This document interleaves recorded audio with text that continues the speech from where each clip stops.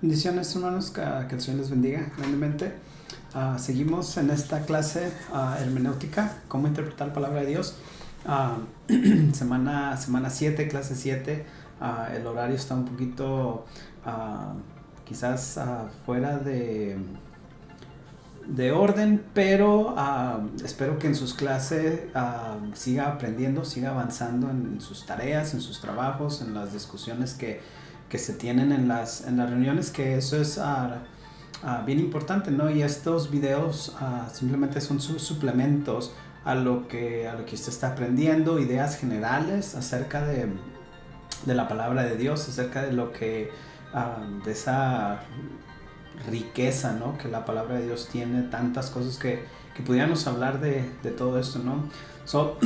Vamos a seguir hablando. La semana pasada hablamos un poco de cómo se conecta la palabra de Dios entre todo, ¿no? El Antiguo Testamento, el Nuevo Testamento, cómo encajan todas las cosas.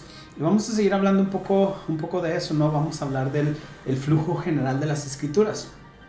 Lo que quiero decir con esto es cómo fluye desde la creación, la caída, hasta la última instancia, nuestra redención en Cristo. Cómo se desarrolla exactamente todo esto, o para decirlo de otra manera, cómo hablamos de la relación de Dios y su pueblo. Pensemos un poco en el comienzo, desde el comienzo del ser humano.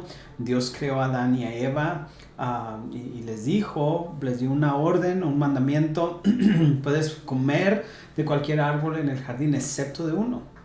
Si obedeces vivirás, y si desobedeces seguramente morirás. Ahora, ¿qué tipo de relación es esta que Dios está tratando de establecer? Bueno, es un acuerdo, es un pacto.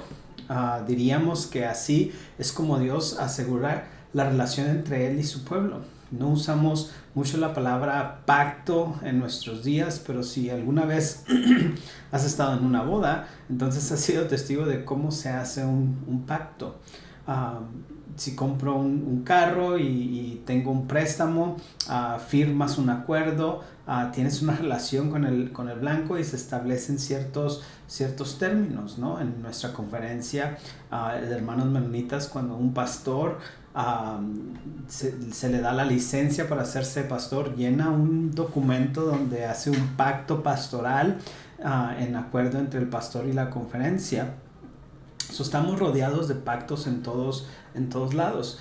Un pacto, hablando bíblicamente, es un acuerdo entre Dios y su pueblo, y hay muchos de ellos. Es posible que hayas oído hablar del pacto de Adán, el pacto de Noé, el pacto de Abraham, el pacto de Moisés, el pacto divino, el pacto del Antiguo Testamento, el nuevo pacto que es en el Nuevo Testamento.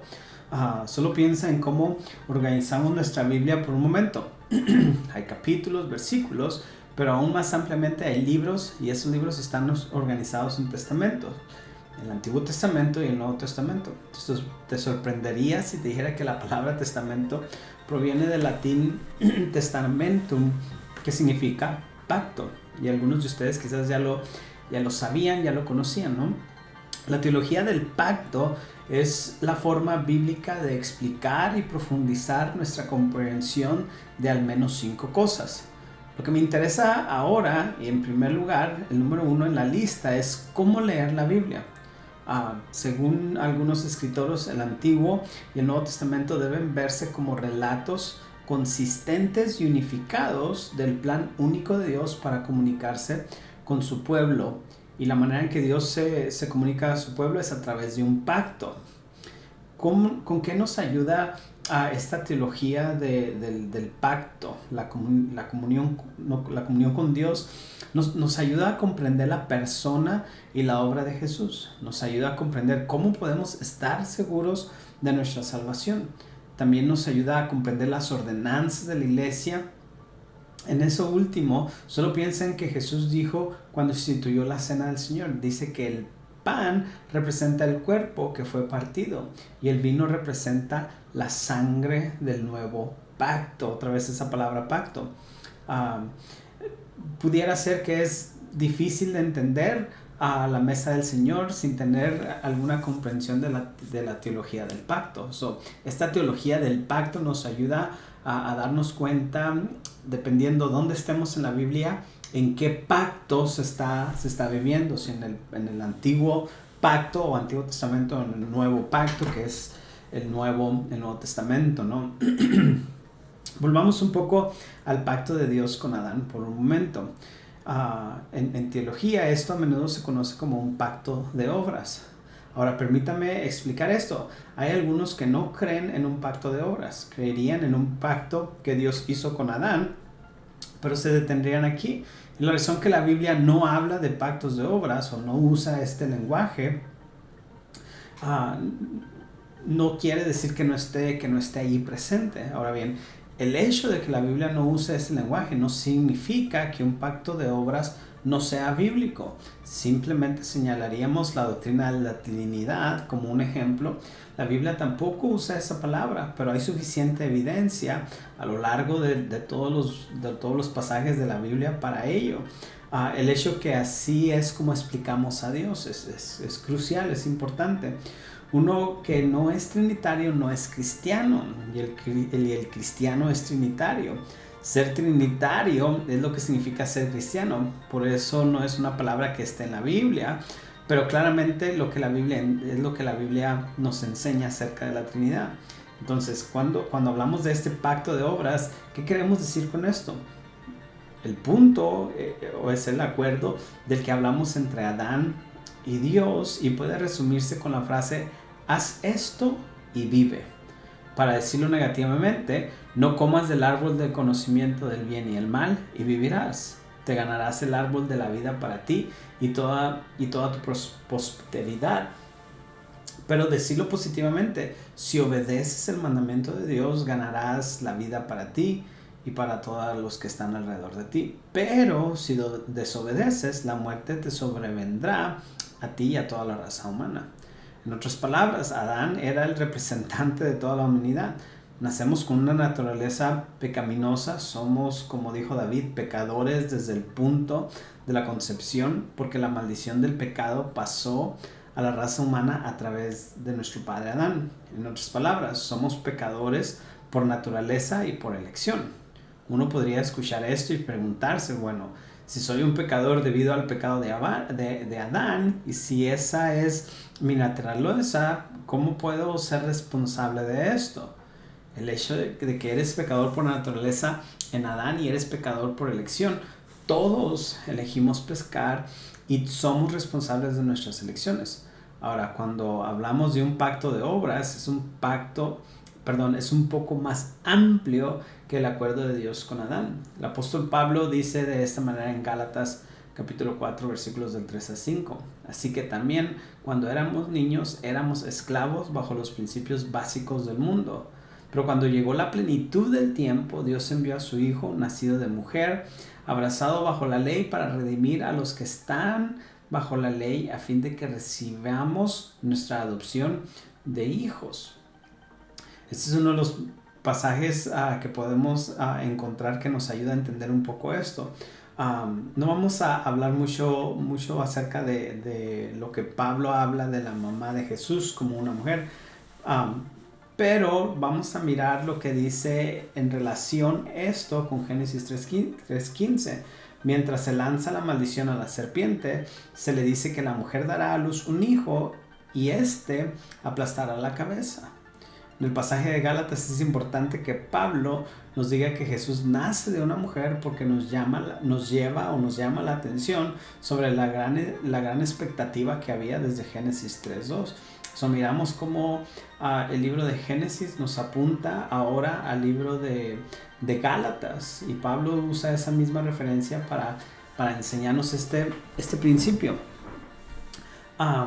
Otro claro ejemplo de cómo las escrituras se conectan la una con la otra. No hay una diferencia entre la palabra de Dios. Fluye toda en conjunto. También se nos dice que Jesús nació bajo la ley y vino a redimir a los que están bajo la ley. El punto es simple, y para entenderlo debemos entender algo del pacto de obras. El pacto que dice esencialmente: haz esto y vivirás. Una y otra vez en el libro Levítico tenemos una frase que se repite como unas 80 veces. Dios ordena a los israelitas a que sean santos. ¿Cuál es el estándar de Dios para su pueblo en la ley que Él les dio? ¿Qué les ordena? Ser santo como Él es santo. ¿Y cómo van a hacer esto las personas? La única manera que lo podían hacer era la obediencia a la ley. Otra vez, haz esto y vive. Este es el principio que se les está enseñando acerca de esta teología de obras, ¿no? Cuando la nación de Israel obtiene la ley, la obedecen. Estos tienen todo lo que Dios manda resumido en 10 palabras escritas en 2 tablas de piedra, ¿no? Cuando Moisés se las da. ¿Podrán guardar todo esto? Porque si las guardas vivirás, serás santo ante Dios y por lo tanto Dios te aceptará. El problema es que cualquiera que haya nacido bajo la ley no ha cumplido con ella, ha seguido los pasos de Adán y ha fallado miserablemente. Entonces, en Gálatas 4 lo que Pablo señala es el hecho de que hay un antiguo pacto, un pacto de obras en el que hemos fallado y merecemos la muerte eterna. Pero en el momento justo Jesús vino y también vivió bajo la ley, pero tuvo éxito donde Adán se había quedado corto. Fue perfectamente obediente a la ley. En otras palabras, Él es el segundo Adán, el verdadero y mejor Adán. Esto es lo que mencioné anteriormente cuando hablábamos sobre la cena del Señor. Cuando Jesús habla de su sangre, que Él representa el nuevo pacto, lo contrasta con el pacto de obras. El que dice haz esto y vive. El nuevo pacto dice que Jesús cumplió los requisitos del pacto de obras por nosotros y para nosotros. Es un pacto de gracia. Lo que no pudimos hacer, Jesús lo hizo por nosotros. Y todo lo que hizo por nosotros no es por nuestra fe en nuestro Señor Jesucristo. La obediencia ante Dios que no pudimos lograr es nuestra por la fe en nuestro Señor Jesucristo. Cuando uno pone su fe y confianza en Cristo, cuando el resto de la obra es terminada por Jesús, se les imputa o acredita la perfecta obediencia de Jesús. Así que cuando Dios mira a un creyente, no ve su pecado y fallas, ve la perfecta obediencia de Jesús que les ha sido acreditada. De esto es lo que habla la Biblia cuando se trata de la justificación. Así como uno se hace justo con Dios, ¿cómo somos hechos justos con Dios? Bueno, todo tiene que ver con los convenios o con los acuerdos. Existe la ley. Ahora creo que esto es importante y vimos en el pasaje de Gálatas 4 que cuando Pablo usa la palabra ley, nacido bajo la ley, estaba hablando en términos del pacto, el pacto de obras, nacer. Bajo la ley significa que uno debe de ser obediente a la ley para vivir, para ganar el favor de Dios. En otras palabras, haz esto y vivirás. Entonces, lo que han hecho los teólogos y pastores es hacer una distinción entre ley y evangelio. Esta distinción es tan increíblemente importante cuando se trata de entender las escrituras. Martín Lutero lo dijo así: por lo tanto, quien conozca bien este arte de distinguir entre la ley y el evangelio, póngalo a la cabeza y llámelo doctor de las sagradas escrituras. No quiero que suene como que es imposible distinguir entre la ley y el evangelio. Por un lado, encubrir que son la ley y el evangelio es relativamente fácil, pero por otro lado, en la práctica es difícil mantener las categorías correctas. Eso es lo que Lutero está diciendo. Este otro teólogo, Charles Spurgeon, el príncipe de los predicadores, dijo esto: no hay lugar en el que los hombres cometan mayores errores que en las relaciones que existen entre la ley y el evangelio. Cierta clase sostiene que la ley y el evangelio están mezclados. Otros hombres no entienden la verdad y son falsos maestros. Nuevamente, puede ver el peso que Spurgeon está poniendo aquí. Esta es la diferencia entre entender la Biblia correctamente y no. De hecho, él atribuye muchas enseñanzas falsas en la iglesia al hecho de que la ley y el evangelio están siendo mezcladas. ¿Te ha convencido de que de que esta distinción es importante para entender las Escrituras. Quisiera darles una cita, y predicador dijo, entenderlos mal, la ley y el evangelio, es entender mal la razón de la encarnación, la vida, la muerte y la resurrección de Jesucristo. En resumen, la ley y el evangelio son medios por los cuales podemos dominar correctamente toda la fe cristiana. Quiero decir, incluso si estos tipos están exagerando en la importancia, lo cual estoy convencido que no es así. Pero si es así, todavía es algo que deberíamos saber, que deberíamos de tratar de comprender, porque marcaría una diferencia en la comprensión de la Biblia. Creo que podemos llegar tan lejos como nosotros queramos en marcar la diferencia, en poder entender qué es la ley y qué es el evangelio. Lo interesante aquí es creer que la iglesia ir y poder asistir a una iglesia, a una universidad bíblica, asistir al seminario. No hablamos de una distinción entre la ley y el evangelio, y tal vez no estaba escuchando, pero ciertamente no se hizo mucha énfasis en esto. Realmente no fue hasta los últimos 10 años cuando esta enseñanza realmente comenzó a tener sentido. Comencé a ver su importancia. Eso es algo que muchas de las veces lo ignoramos o no se habla tan a menudo, ¿no? Pero que debiéramos de, cuando estamos leyendo e interpretando la palabra de Dios, que miremos específicamente qué se está hablando de la ley y qué se está hablando del evangelio y cómo las podemos separar. La ley aquí, queremos decir esto, ¿no? Hay este escritor, John Bunyan, no es el progreso de los peregrinos, sino en otro de sus libros, La doctrina de la ley y la gracia, que él desarrolló. Y él dice esto: estar bajo la ley, como es un pacto de obras, es estar obligado bajo pena de condenación eterna a cumplir, y eso completamente y continuamente, cada punto particular de los 10 mandamientos al hacerlo. En otras palabras, cuando hablamos de la ley, estamos hablando esencialmente del pacto de obras. Los 10 mandamientos, esa es la ley.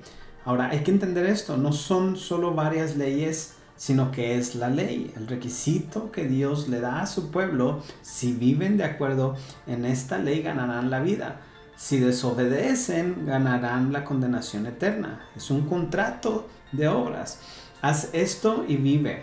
Así lo resumimos la ley. Piénsalo de esta manera: ¿qué quiere decir Dios de su pueblo? Obediencia al derecho de la ley.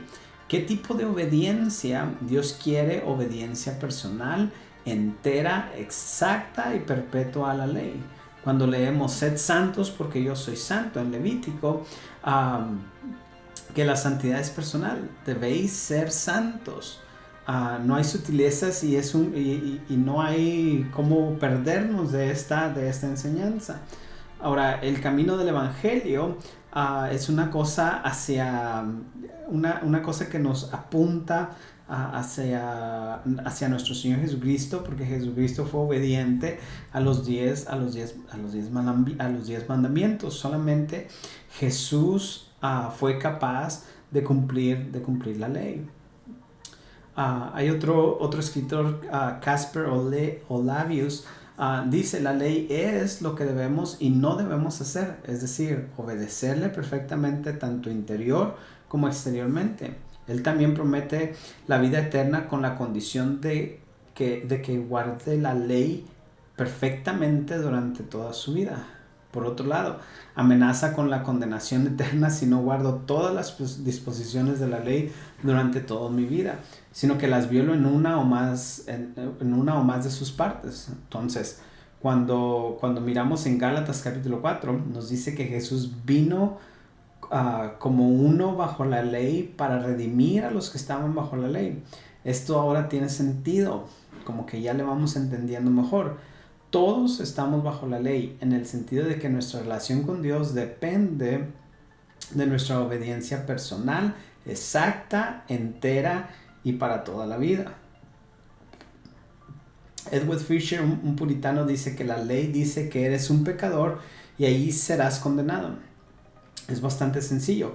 El hecho de que no hay nadie que se salve bajo la ley por otro lado muestra que todos somos culpables ante Él. Es por eso que necesitamos uno que esté bajo la ley, que guarde la ley perfectamente para sustituirlo. Él mismo por nosotros. Apuntamos otra vez a mirar a nuestro Señor Jesucristo.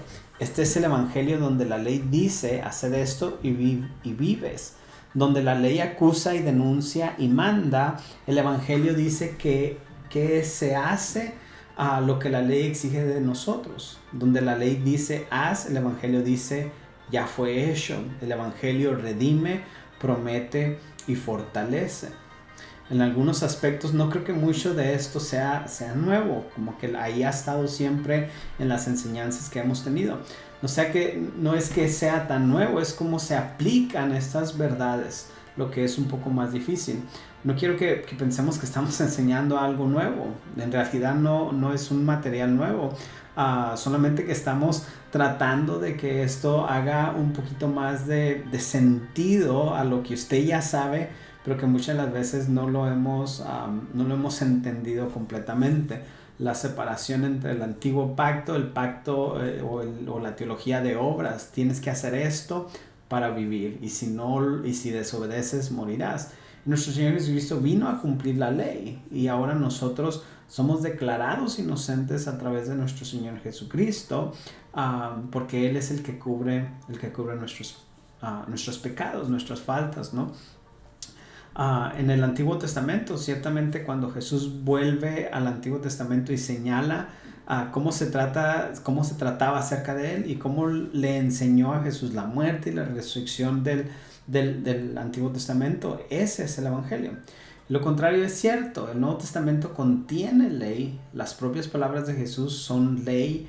Vamos a tomar un ejemplo en Mateo capítulo 5 versículos del 43 al 48. Ese es el sermón del monte, y Jesús dijo: habéis oído que se dijo, amarás a tu prójimo y aborrecerás a tu enemigo, pero yo os digo, amad a vuestros enemigos y orad por los que os persiguen, para que seáis hijo de vuestro Padre quien está en el cielo, porque Él hace salir su sol sobre malos y buenos, y hace llover sobre justos e injustos. Porque si amáis a los que os aman, ¿qué recompensa tendréis? ¿No hacen lo mismo los recaudadores de impuestos? Y si se lo deis solo a vuestros hermanos, ¿qué más hacéis que los demás? ¿No hacen así lo mismo los gentiles? Vosotros pues debéis ser perfectos, como vuestro Padre Celestial es perfecto. Ahora, quiero recordarles a este predicador Charles Spurgeon, un gran predicador, dijo que las personas mezclan la ley y el evangelio y no entienden la verdad. Lo que estamos diciendo aquí es que la ley y el evangelio son categorías separadas, distintas, y mezclarlas es malinterpretar la verdad. Eso es lo que un teólogo denominó esta combinación entre ley y evangelio, ¿no? Mezclar la ley con el evangelio. Con eso en mente, este pasaje de Mateo capítulo 5, ¿es ley o es evangelio? Si pudiéramos hacer esa pregunta. Fíjate lo que Jesús está diciendo aquí. Y dice: habéis oído. ¿En dónde habían escuchado que debes amar a tu prójimo y odiar a tu enemigo? Eso me suena a la ley en el Antiguo Testamento. Has oído que debes hacer esto, pero luego Jesús da una ley y aún más fuerte. Ama a tus enemigos y ora por los que te persiguen. Y si lo haces, entonces ¿qué? ¿Verdad? Y la respuesta es: seráis hijo de vuestro Padre en los cielos. Es un pacto de obras, un acuerdo de hacer esto y vivir, o uno basado en la gracia. Fíjate en el último versículo, ¿cuál es la conclusión de todo esto? Que seáis perfectos como vuestro Padre Celestial es perfecto. Hay que ser honestos aquí, y cuando estudiamos este pasaje y leemos algunos comentarios sobre esto, hay algunos que combinaron la ley y el evangelio. Parecen que piensan que dado que Jesús pronunció estas palabras debe ser algún evangelio. Aquí en alguna parte tiene que estar mezclado la ley y el evangelio. Jesús lo dijo, entonces es posible hacerlo, por lo que algunos comentaristas van a decir que lo que Jesús se refiere aquí es a la sinceridad, como si fueras, como que si la solución es la sinceridad, ¿no? En este tema. Y creo que no es lo que realmente está apuntando el versículo aquí. Jesús está haciendo eco del mundo de la ley. En Levítico, que se repite una y otra vez: sed santos porque yo soy santo. ¿Quién es el que es perfecto como el Padre Celestial es perfecto? ¿No? Solo Jesús. El propósito de Jesús en este mensaje es que usemos la ley y nuestra incapacidad para atraer a las personas hacia Él. Porque usted y yo nunca podemos convertirnos en hijos o hijas de Dios a través de nuestra propia obediencia. Debemos aferrarnos a Cristo para lograr lo que no pudimos en nuestro propio nombre o con nuestras propias fuerzas. El que cumplió el requisito de la ley para nosotros fue nuestro Señor Jesucristo. Debemos de confiar, descansar en la obra consumada que fue hecha por nosotros.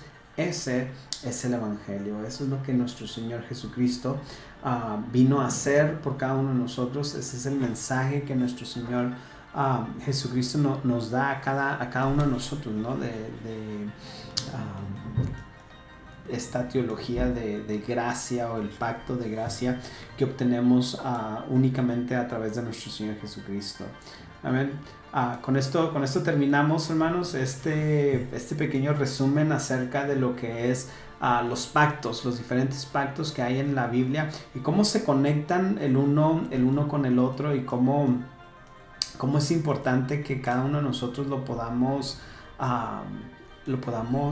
entender y aplicar cuando estamos estudiando la palabra de Dios, para que no mezclemos, ¿verdad?, algunas de estas enseñanzas y tengamos una interpretación equivocada a lo que la palabra de Dios nos está tratando de enseñar. Amén. Los dejo, seguimos avanzando. Estoy orando por usted, que el Señor le esté dando sabiduría para seguir aprendiendo cada vez más. Que el Señor le bendiga.